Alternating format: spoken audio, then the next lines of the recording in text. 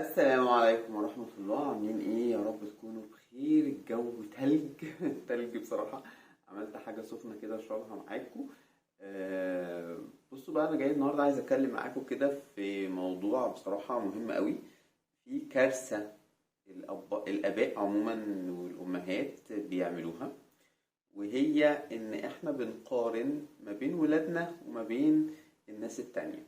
يعني ممكن نقارن بين ولد واخوه، اخت واختها، اخ واخته، او ولاد العم بقى وولاد الخالة والكلام ده كله. ودي كارثة، كارثة كبيرة يا جماعة. احنا او انتوا بقى بتعملوها مع عيالكم. اولا الولاد بيطلعوا مش اسوياء. يعني حرام حرام ان احنا نطلع عيالنا مش اسوياء، وممكن يكونوا كمان يكرهونا، لان هم حاطيننا دايما في مقارنات، وممكن تبقى المقارنات دي كمان ظالمة. يعني وبعدين هو ليه مقارنات؟ ما كل واحد ربنا خلقه بقدرة وبإمكانية معينة. ما بدل ما انا اشوف او ان انا اطلع الغل او الكره بتاعي او الحسد بتاعي، او ان انا شايف الناس التانية احسن مني، ليه اصلا؟ يعني ما انا لما بعمل كده ما بين الولاد وبعضهم عشان انا من جوايا كده بغل كده. طب ليه نغل من بعض؟ ليه نشوف نقعد نقارن بين عيالنا وعيال غيرنا؟ ما انا احب ابني احسن، واطلع ابني سوي احسن، واخليه دايما واثق في نفسه احسن. الحاجات دي بتخلق عدم ثقة للطفل في نفسه، بتخليه ساعات يصدق ان هو فعلا انسان مش كويس، انسان وحش. انا فاشل، انا بابا ما بيحبنيش عشان انا فاشل، ماما مش عارف بتحب فلانة احسن مني. فيكره فلان ده اللي انتوا قارنتوه بيه، ويكره افعالكم وكلامكم، ويقعد بقى يحاول يثبت طول العمر ان هو انسان كويس، او ان فلان ده هو ما يستحقش اللي انتوا بتقولوا عليه، انا احسن منه. او ان هو فعلا يقول طب خلاص بقى انا وحش، الناس كلها شايفاني وحش، افضل وحش بقى. فانتوا في كل الحالات عملتوا كارثة في عيالكم. يا جماعة بالله عليكم بلاش الكلام ده، لان احنا يعني انا واختي كنا قاعدين بنتكلم في الموضوع ده، ولقينا ان في نماذج حوالينا فعلا كده. السبب اللي احنا اصلا كنا بنتكلم في الموضوع يعني ان في نماذج حوالينا كده. في نموذج عايز يثبت طول الوقت ان هو احسن من الشخصية اللي اتقارنت بيها. تمام. فاللي هو بقى ايه، ده شغله الشاغل في حياته.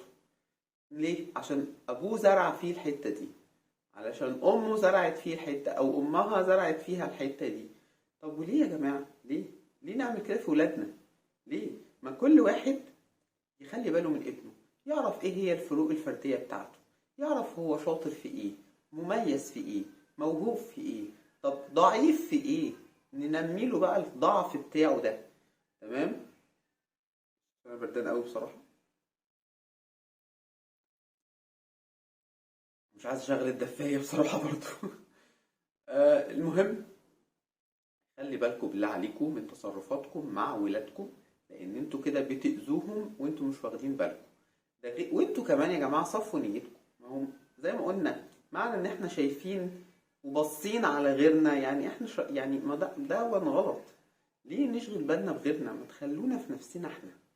خليني اعرف اربي ابني او بنتي التربية الصحيحة سوية سليمة. تمام. يعني لان الموضوع ده بيتكرر اكتر مع القرايب مش مع الاخوات. ممكن مع الاخوات ساعات بيحصل طبعا، بس مع القرايب اكتر. باصين على عيال غيركم، ودايما بتقارنوا عيالكم بعيال غيركم، فالعيل طالع كاره الشخصية اللي اتقارنت بيه.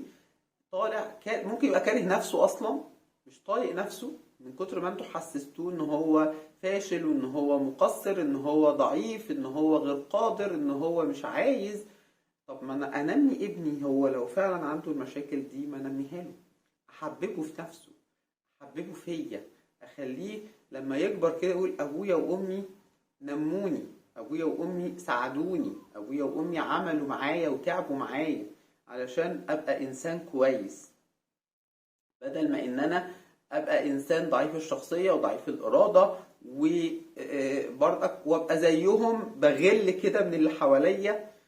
تمام. بلاش. يعني يا ريت يا ريت يا جماعة ناخد بالنا من الكلام ده كله، ننمي قدرات ولادنا لو هم فعلا ضعاف، من غير ما نحسسهم بالمقارنة. بالله عليكم. بعدين مش شرط علشان فلانة بنتها أشطر من بنتي بدرجاتها العالية تبقى هي كده شخصية ناجحة. ما في ناس شاطرة في الدراسة بس فاشلة في حياتها. في ناس شاطرة في في شغلها بس شاطرة بالإيه؟ بالتعريض بالعصفرة اللي هم يبقوا عصافير، وشاطرة بالفهلوة لكن هي مش شاطرة فعلا في شغلها. وفي ناس شاطرة في شغلها بس فاشلة في حياتها. النجاح مقاييس كتير. مش شرط ان انا شايف فلان نجح ابقى زيه. ما انا اشوف نفسي انا ممكن ابقى ناجح في ايه. بعدين انا دايما بقعد اقول للولاد كل انسان يا ولاد عنده موهبة، بس هو اللي ممكن يكون مش واخد باله منها.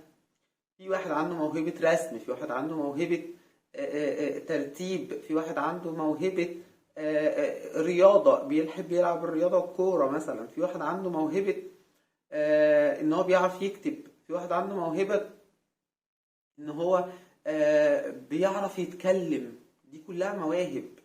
ننمي ولادنا، نخليهم نشوفهم هم ضعاف في ايه وننمي لهم الحاجة اللي ضعاف فيها دي. يا اما هو قدرته كده، هو ربنا خلقه قدرته كده، بس هتلاقيه مميز في حاجات تانية. يعني ما هو ربنا ما خلقناش كلنا زي بعض. يعني لا طبعا. يعني اكيد كل واحد عنده فروق فردية. انا ليه احمل ابني مسؤولية ان هو مش زي فلان؟ دي فروق فردية. طب ما انا اشوف ابني مميز في ايه. ما فلان ده ممكن يبقى مش يعني مش حلو في حاجات تانية، ابني حلو فيها. سيبكوا بقى من فلان وفلانة وعلانة وترتانة. الله يرضى عنكم. وخلي بالكم وركزوا مع ولادكم احسن. احنا بقينا في زمن صعب وبقينا في ظروف صعبة وبقينا محاطين دايما بضغوط، فمش هيبقى ضغوط وفي الاخر بعد ده كله العيال ما تطلعش كمان سوية. لا، خليكوا دايما في نفسكم بالله عليكم، وخليكوا دايما في ولادكم. ومش لازم نبص اصل فلان شاطر فانا لازم ابقى شاطر زيه خالص. خليك شاطر لنفسك مش عشان شاطر زي فلان. انجح لنفسك مش عشان تنجح زي فلان. وبعدين انتوا مثلا في ناس تانية بتحمل عيالها يا عيني نتيجة ان هما ما دخلوش الكلية الفلانية. ما دخلتيش كلية طب، ما دخلتيش كلية تجارة، ما دخلتيش كلية هندسة، ما دخل. يا جدعان ما هم المهم يبقوا ينجحوا في الحاجة اللي هم دخلوها. دي أهم بكتير جدا. أنا عن نفسي كان نفسي أدخل كلية معينة، ربنا ما قدرليش بتقصير مني أو بظروف حصلت معايا. تمام، أيا كان المهم إن ربنا مش مقدر لي إن أنا أخش الكلية دي. وأنا دلوقتي بحمد ربنا إن أنا ما دخلتهاش أصلا، ما كانتش هتنفعني خالص. الكلية اللي أنا دخلتها نفعتني أكتر بكتير، غيرت في شخصيتي أصلا. دي أول حاجة. تاني حاجة، غيرت نظرتي للحياة تماما. عرفت إن هي حاجة مهمة وحاجة كبيرة. حتى لو الناس مش شايفاها حاجة كبيرة أنا شايفها حاجة كبيرة. أنا شايف نفسي حاجة كبيرة. أنا شايف نفسي إن أنا تعبت واشتغلت على نفسي ونميت قدرتي. تمام، ده أهم بكتير.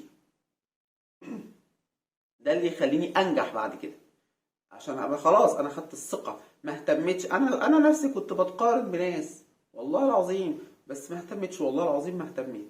ليه؟ خلاص انا اللي يشغلني انا ابقى ايه، ابقى نفسي ايه.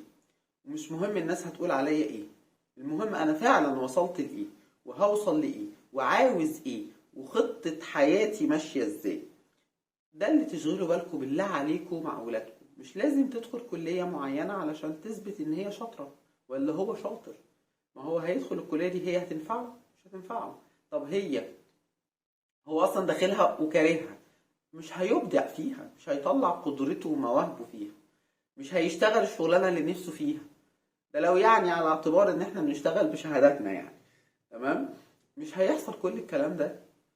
فليه نأذي ولادنا؟ ارجوك يا جماعة بالله عليكم، احلى حاجه ان الشاي دفالي ايدي. تمام. يا ريت يا ريت يا جماعه خلوا بالكم كويس جدا من تصرفاتكم مع عيالكم، وما تركزوش مع غيركم، وخلي ولادكم يطلعوا اسوياء. خلي الولاد يحبوا بعض ولاد العم وولاد الخالة اللي بيتقارنوا ببعض لو ما كرهوش بعض بيبعدوا عن بعض على فكرة، وانتوا السبب.